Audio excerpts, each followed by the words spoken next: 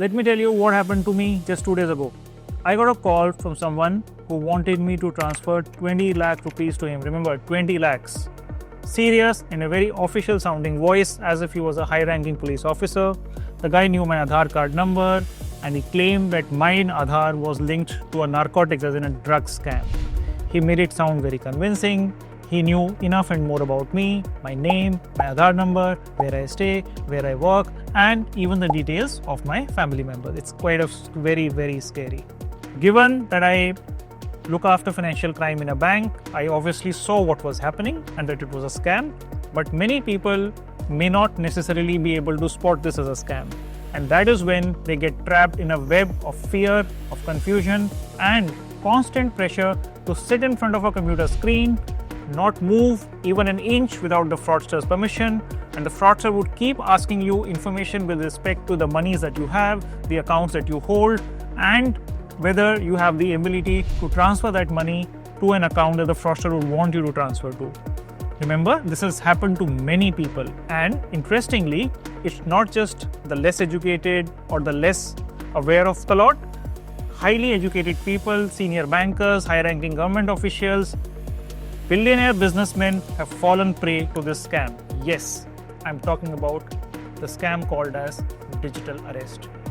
This is a high-value scam that makes innocent people like all of us lose money. Many of these victims are senior citizens who are living on savings and pensions, and they end up losing their life savings in a single go. So what exactly is a digital arrest? Actually, क्या है ये digital arrest? Short answer to this is, under Indian law, and let me rephrase this, under Indian law, there is no provision for anybody to be digitally arrested by any police or law enforcement agency. I would want to repeat this. Under Indian law, there is no provision for what is called as a digital arrest. So digital arrest is a scam. How does it start? It starts with a simple phone call or a voice call that may come to you, where the person will claim that they're calling from an official source, typically a police or an ED or a CBI or a narcotics department. They will typically have a background which will have the logos of police departments behind them. So there is an attempt to make you believe that they're actually calling from an official agency. They'll have a sense of authority in their voice, and they will obviously say that you've been trapped into a case, and unless you act on their instructions, you will either be arrested or you will be asked to pay some penalties. What they do is that they'll collect some personal information about you from either the web or from some data leak, and they'll make it sound as if they know everything about you, typically what you would expect a police to do. And then you're asked to turn on the camera, your video camera, and sit there in front of them for hours. They'll interrogate you with respect to everything that you have in terms of your financial assets. And finally, there comes the demand, which is, send me this money to clear your name, otherwise we will come and arrest you. If you tell them that you won't, then they will tell you that the police is already on the way, or that you could get arrested, or some family member of yours could get arrested.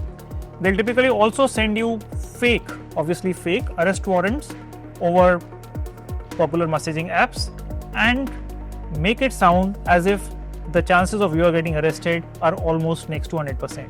But here's the truth that all of us must remember: real police officers in India never send such summons or notices over phone calls or over messaging apps. Such summons are always delivered physically from the courts, and there is no provision under Indian law for somebody to be arrested digitally. Despite all the care that we've taken, in case you've already been scammed, don't wait any further and act fast. Call the National Cybercrime Helpline or report the incident online at their website. You can also report suspicious communications on Sanchar Saathi Portal of the Department of Telecom. Your report may just help stop the next scam. So let's pause, protect, and prevent scams from happening.